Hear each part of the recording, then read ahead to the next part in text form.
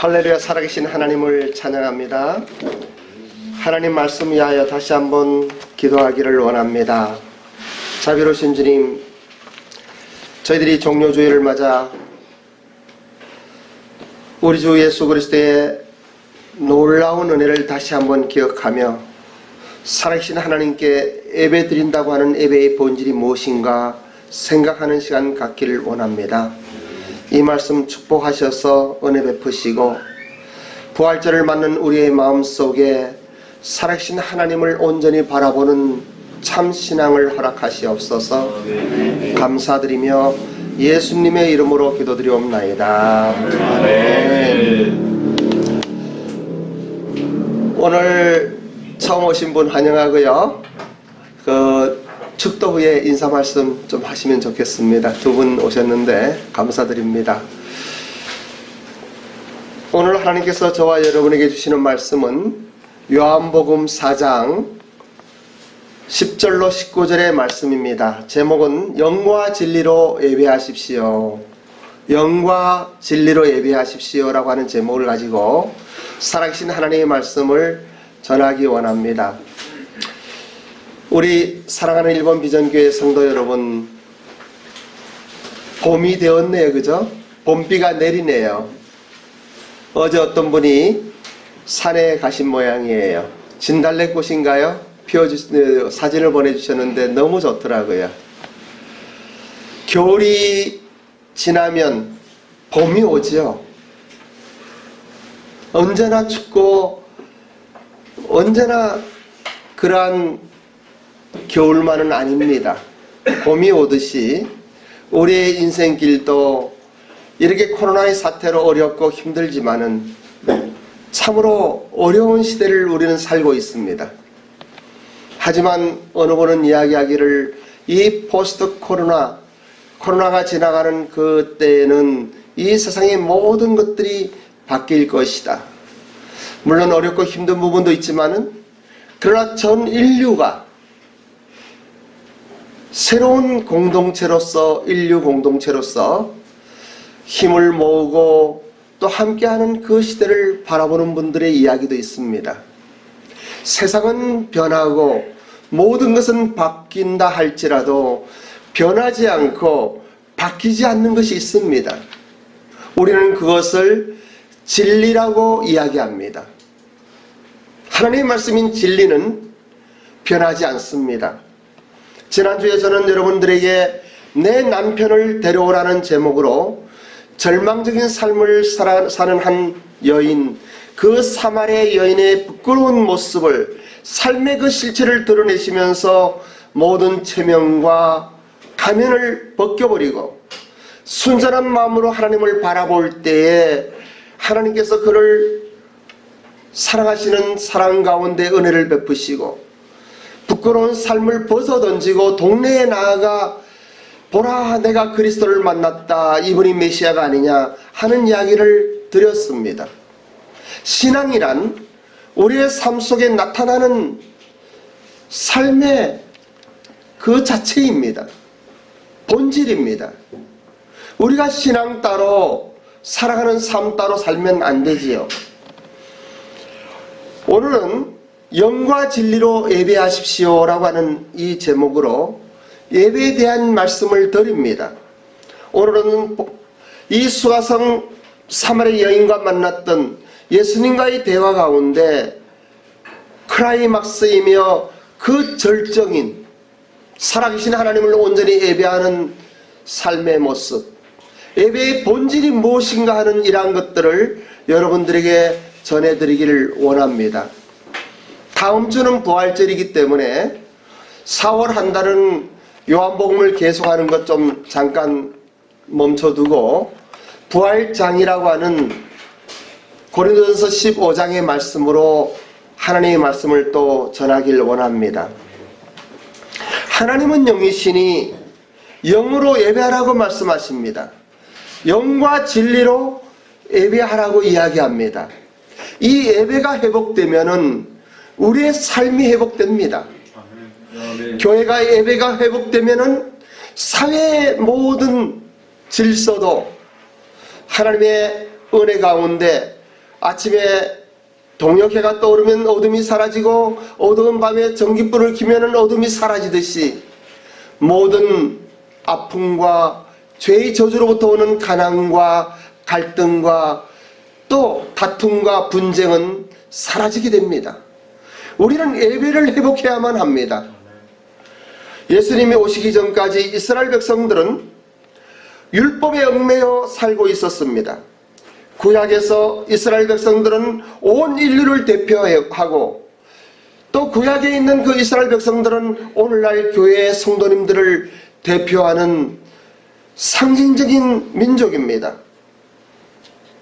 우리가 이 예수님을 생각할 때 역사적으로도 마찬가지죠. 비포 크라이스트라고 그래서 이 역사도 서기 전, 서기 후, 그러니까 예수님이 오신 그때로부터의 역사의 하나의 파라다임이 바뀌고 또 달력이 바뀌고 모든 삶이 바뀝니다.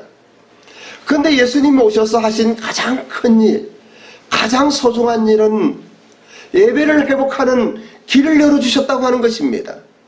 이스라엘 백성들은 율법과 또 공의의 하나님, 심판의 하나님이라고 하는 이러한 가운데 이스라엘 백성들뿐만 아니죠. 모든 나라의 백성들은 신이라고 하는 개념을 두려워했습니다. 우리나라도 마찬가지죠. 바다의 신이 두려워서 여인을 제물로 드리는 이러한 것들이 심청전의 이야기가 아니겠습니까? 제물을 드리면서 어떤 신이 노여움을 가지고 나를 저주하지 않도록 그것을 위하여 무엇을 드리는 이러한 것들이 각 나라의 전설 속에 나오고 있습니다. 그런데 예수님께서는 이 심판의 하나님, 공의의 하나님, 때로는 두렵고 무서움으로 바라볼 수밖에 없는 그 창조주 하나님에 대한 파라다임을 바꾸신 것이에요. 왜냐하면 죄의 문제를 완전하게 정리하시고 이제는 예수 그리스도의 십자가의 보혈의 능력으로 사랑의 하나님, 은혜의 하나님, 긍휼의 풍성하신 하나님으로 바꾸어 주신 거예요. 그래서 예수님이 이 땅에 오셔서 우리에게 주신 가장 큰 것은 심판주이며 두려움의 하나님이 아버지라고, 사랑의 아버지라고, 그 아버지께 예배드리라고 말씀하시는 거예요. 생각해 보십시오. 여러분들이나 저나 사실은 얼마나 부끄러움이 많습니까? 여러분이나 저나 하나님 앞에 온전히 설 사람이 이 세상에 누가 있겠습니까? 많은 잘못과 또 어려움 속에, 때로는 부끄럽고 수치로움 속에, 그러함에도 불구하고 이러한 나를 위하여 십자가에서 피 흘리신 우리 주 예수 그리스도의 보혈의 공로로 우리는 살아계신 하나님 앞에 당당히 나아가는 거예요. 우리가 무엇을 잘하고 어떠한 선행을 가지고 율법의 온전한 사람으로 나아가는 것이 아니에요. 그것이 오늘의 본문의 말씀이에요. 예수님이 오셔서 하나님이 누구인가를 증거하시고 설명하는 것이며 우리를 얼마나 사랑하시는가, 우리를 얼마나 긍휼히 여기시는가, 그 하나님의 사랑의 높이와 길이와 그리고 깊이와 그 넓이가 얼마나 큰 것인지를 깨닫게 해주시는 것이에요. 그 사랑의 결정체가 십자가입니다. 그 사랑의 결정체가 우리 주 예수 그리스도의 보혈의 능력인 거예요. 우리가 찬양을 하며 십자가를 이야기하지만은 이 십자가의 의미를 깊이 깨닫고 안다고 하면은 우리의 삶이 달라질 수밖에 없습니다. 그래서 예수님께서는 말씀하시기를 이러한 진리를 깨닫고 영과 진리로 예배드리라는 것입니다. 그러면 우리가 어떻게 영과 진리로 예배를 드리며 이러한 하나님의 사랑을 깨닫고 은혜를 받을 수가 있겠습니까? 본문의 말씀을 다시 한번 큰 목소리로 합독하기를 원합니다. 본문의 말씀 요한복음 4장 19절로 26절의 말씀을 함께 봉독합니다. 여자가 이르되 주여 내가 보니 선지자로소이다. 우리 조상들은 이 산에서 예배를 하였는데 당신들의 말은 예배할 곳이 예루살렘에 있다 하더이다.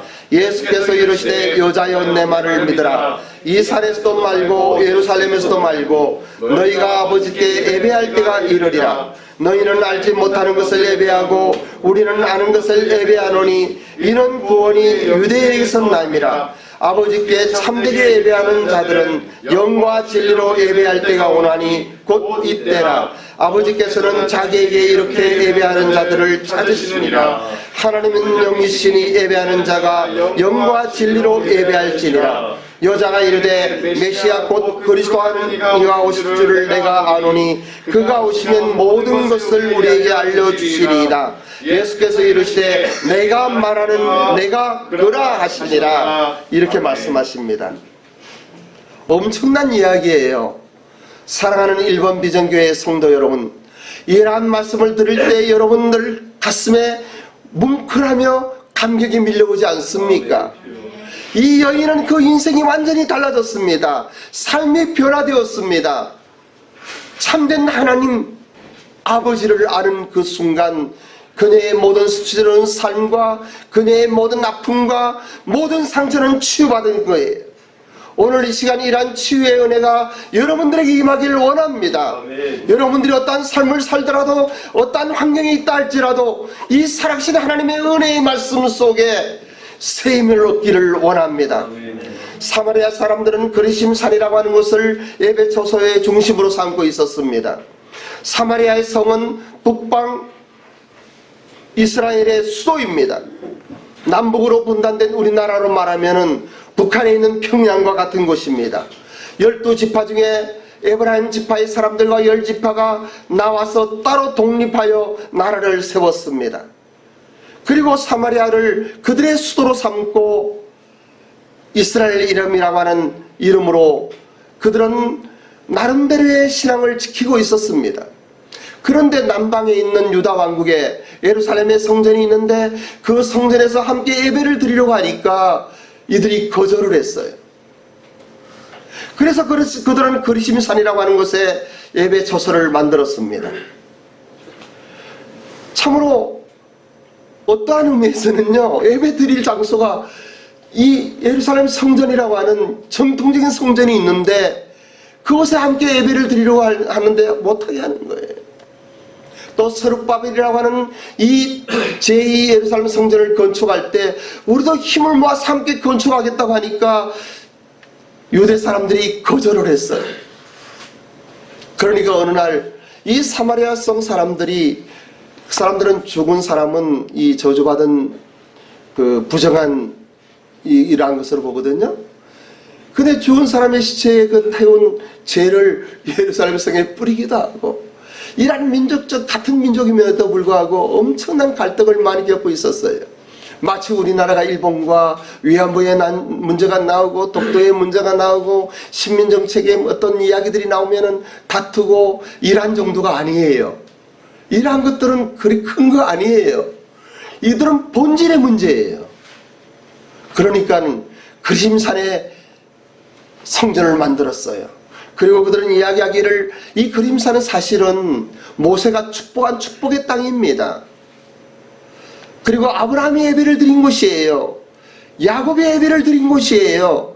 또 이삭을 아브라함이 드린 곳이라고 그들은 주장하면서 예루살렘 성보다 더 정통적이고 더 위대한 하나님의 성전이라고 이스라엘 사람들은 이야기하고 있는 거예요.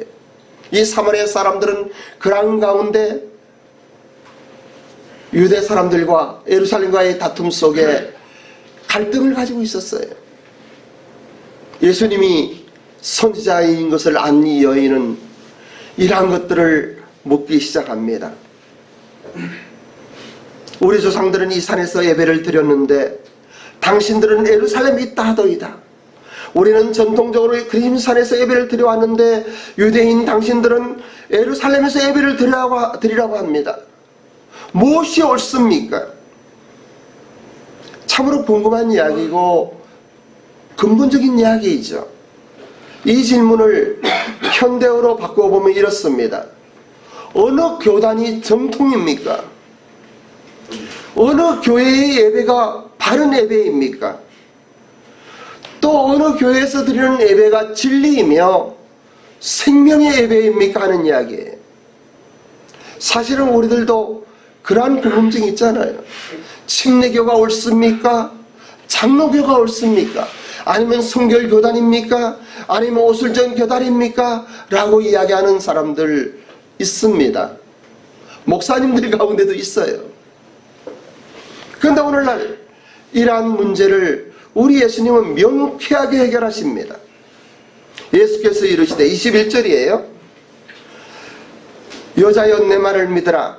이 산에서도 말고 예루살렘에서도 말고 너희가 아버지께 예배할 때가 이르리라. 아버지께 참되게 예배하는 자들은 영과 진리로 예배할 때가 오나니 곧 이때라. 아버지께서는 자기에게 이렇게 예배하는 자들을 찾으시리라. 이렇게 말씀하십니다. 그리고 내리신 결론은 24절입니다. 하나님은 영이시니 예배하는 자가 영과 진리로 예배할지니라. 예수님께서는 사마리아 여인이 가지고 있는 예배 장소에 대한 관심을 일축하십니다. 예수님께서는 예배의 장소의 문제가 아니라 영과 진리로 예배하라고 말씀하십니다. 어디에서의 장소의 문제가 아닙니다. 또 어느 교회에서의 장소의 문제가 아닙니다. 어느 교단에서의 어떠한 문제가 아닙니다. 어떻게 예배하는가? 예배하는 자들의 자세와 태도를 이야기하시는 거예요. 즉 영과 진리로 예배하는 것이 중요하다라고 말씀하십니다. 여기에서 영과 진리로 예배한다는데 이 영과 진리는 무엇입니까? 많은 사람들이 여러 가지 이야기들을 하지만은 이 헬라의 원어를 보면은 영과 진리라고 하는 것은 하나의 전치사로 이어지는 동의어입니다. 각각 영과 진리가 독립된 어떠한 뜻이 아니라 동의어적 의미를 가지고 있습니다. 쉽게 이야기하면은 진리의 영으로 예배하라는 것이에요. 진리의 성령으로 예배하라고 하는 것이에요. 여러분 예배하는데 인간의 어떤 힘이나 어떤 모양으로 예배드리는 것이 아닙니다. 성령 하나님께서 오늘 이 시간 여러분의 심령을 터치하셔서 살아계신 하나님을 볼 수 있는 영안을 열어주시길 원합니다. 성령 하나님이 여러분의 심령에 새로운 생명을 부어주시고 비록 조그만 교회이고 또 부족한 것이 많이 있을지라도 살아계신 하나님의 어미하신 말씀으로 여러분의 심령 속에 생명이 임하기를 원하는 것입니다. 예배는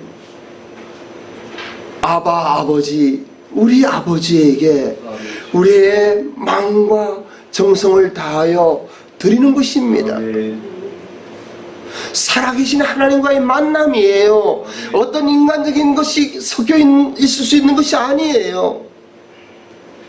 우리가 비록 부족하지만은, 우리가 비록 또 일주일 동안 잘못 살았지만은, 이러한 아픔과 저러한 슬픔을 안고 있지만은, 이러한 수치와 이러한 부끄러움이 안고 있지만은, 그러나 우리가 예배드리는 것은 인간의 어떤 선행이나 아름다움이나 어떠한 위대한 무엇으로 드리는 것이 아니에요.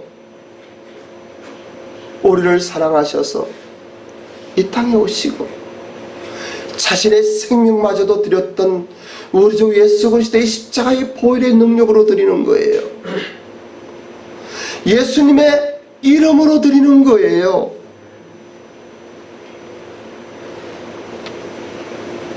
하나님은 영이시니 진리의 성령으로 예배드리라고 하는 것입니다.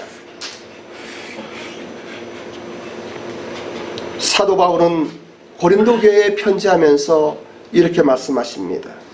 너희는 너희가 하나님의 성전인 것과 하나님의 성령이 너희 안에 계신 것을 알지 못하느냐. 여러분들이 하나님의 성전인 거예요. 여러분 안에 계신 성령 하나님으로 드리는 것이 예배인 거예요. 이 말씀은 장소적인 개념인 이 성전 예배의 중심으로 하는 정통적인 예배관을 뒤엎는 선언이며, 그들의 생명을 걸고 이스라엘 백성들은 이 예루살렘 성전에 생명을 걸고 있어요. 어쩌면 한국 기독교인들도 예배에 생명을 걸고 있는지도 모르겠어요.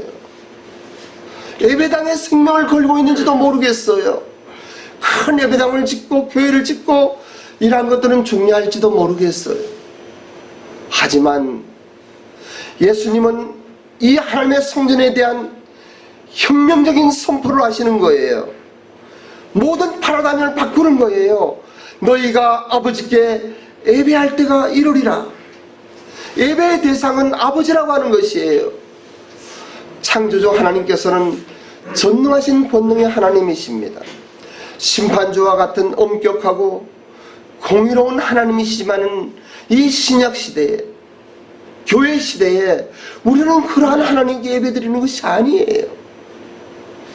예배의 대상은 우리를 사랑하시는 아버지이십니다. 예수님이 오시기 전까지 이스라엘 백성들은 율법에 얽매여 살고 있었습니다.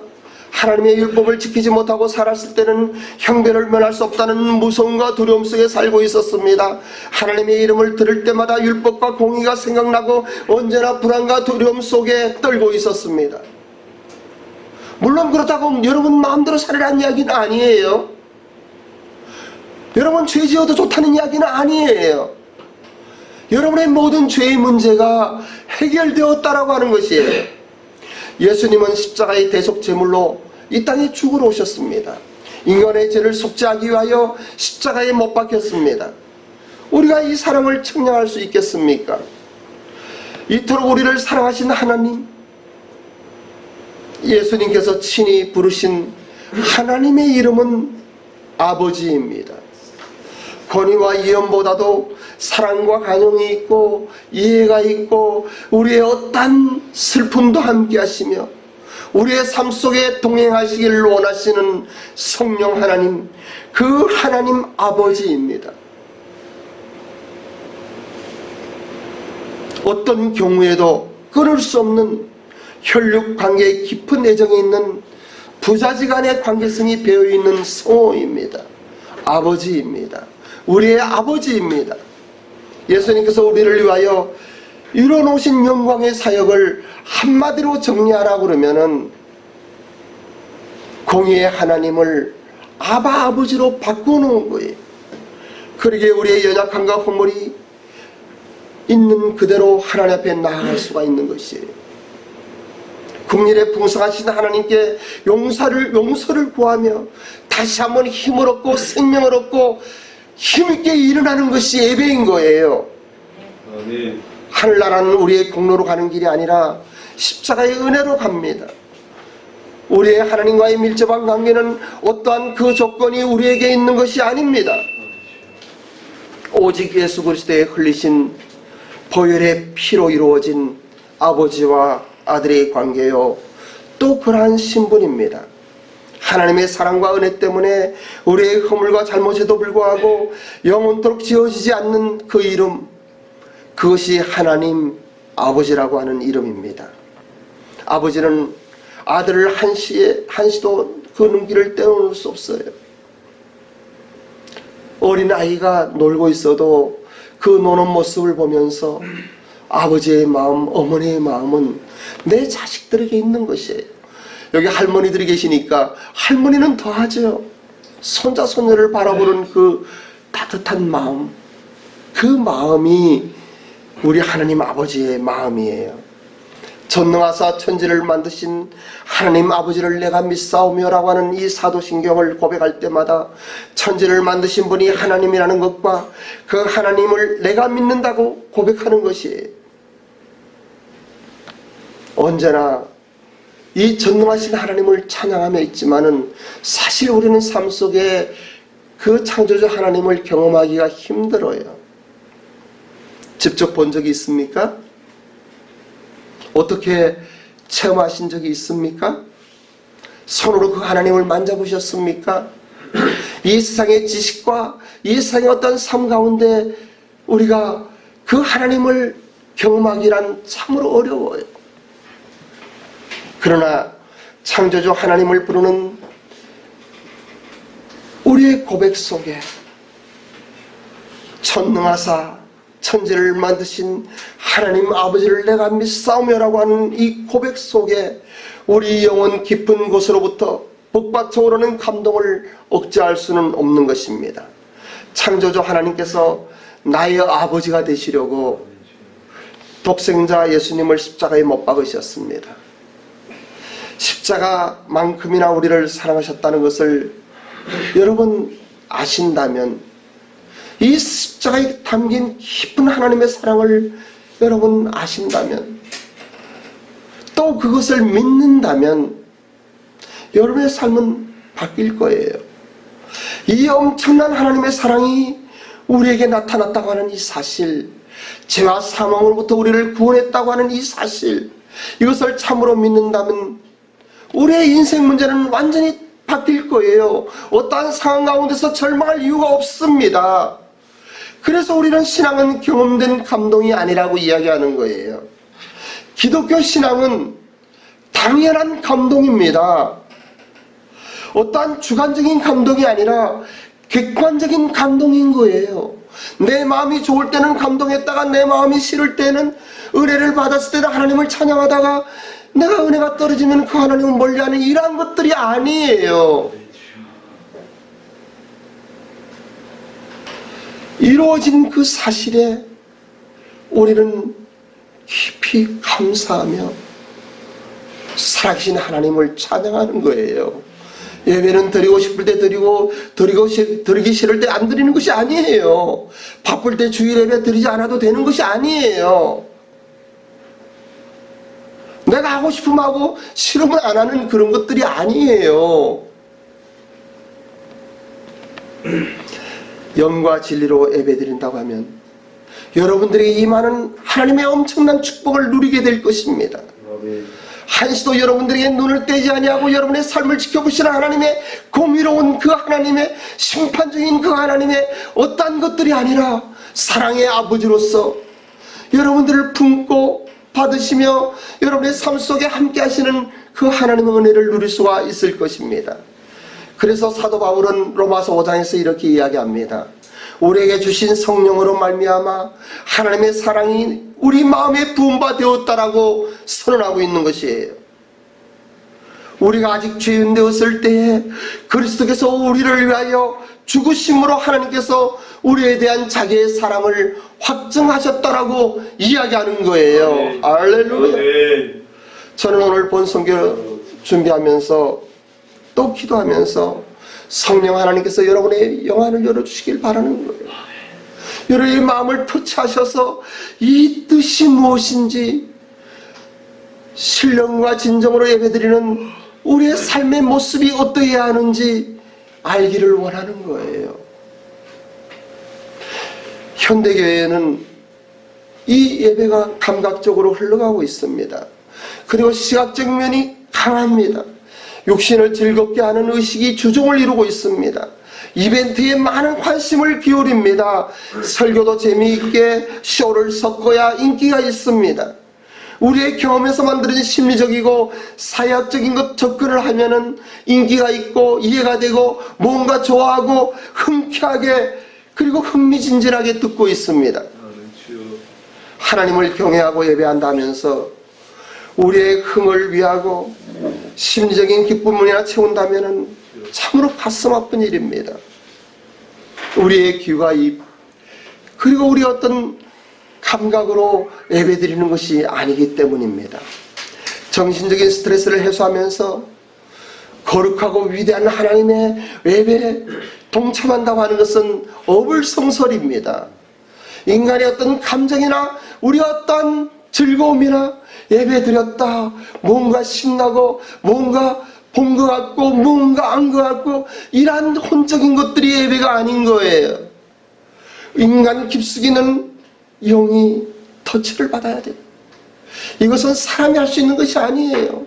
목사가 할 수 있는 것이 아니에요. 성령 하나님께서 여러분의 마음을 터치하시길 원합니다. 하나님의 위대한 사랑이 느껴지는 예배가 되기를 원합니다.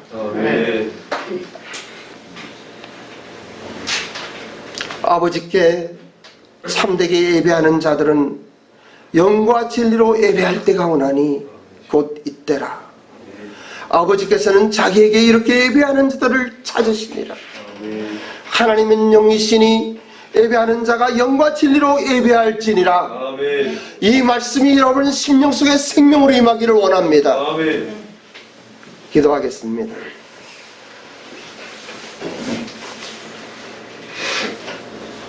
저는 오늘 재미없는 설교를 하고 있습니다. 예배의 본질을 말씀드리고 있습니다. 어린아이들이 부모님을 다 이해할 수는 없습니다. 그러나 부모님이 계시면 안심이 되고 평안하며 의지가 되는 것은 부모님을 다 알 수 없어도, 할머니 할아버지를 다 알 수 없어도 자기를 사랑한다는 것을 알기 때문입니다. 사랑의 하나님, 은혜의 하나님, 긍휼이 풍성하신 나의 하나님이십니다. 나를 사랑하시며 위하시고 도우시는 하나님을 찬양하며 감사드리는 것이 예배입니다. 오늘 이 시간에는 우리가 한번 통성으로 기도하기를 원합니다. 우리가 예배를 드린다 하면서 나의 혼적인 즐거움을 위하여 나간 적이 많이 있을 것 같습니다. 내 형편에 맞는 대로 나아가 예배를 드릴 때가 많이 있는 줄로 압니다. 특히 목사님들 목회하면서 성도들에게 맞춰주는 그 아름답고 또 퍼포먼스와 뭔가 흥미를 자아나는, 그리고 사람들을 기쁘게 하는 이러한 예배를 드린 적이 많이 있는 줄로 압니다. 우리는 코로나 사태를 맞으면서 다시 한번 본질로 돌아가기를 원합니다. 우리의 믿음의 본질이 무엇인가? 예배의 본질이 무엇인가? 우리의 삶의 본질이 무엇인가? 하나님은 어떠한 분인가? 오늘은 주여 삼창하고 한번 통성으로 기도합시다. 그리고 살아계신 하나님, 나의 삶 속에 오시옵소서. 살아계신 하나님,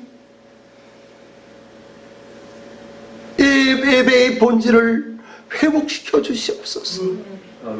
한국교회와 세계교회는 세상 사람들에게 손가락질을 받고 있고 적어지며 낮아지고 있는데, 다시 한번 한국교회를 사랑하신 하나님, 예배의 본질을 회복시켜 주시옵소서.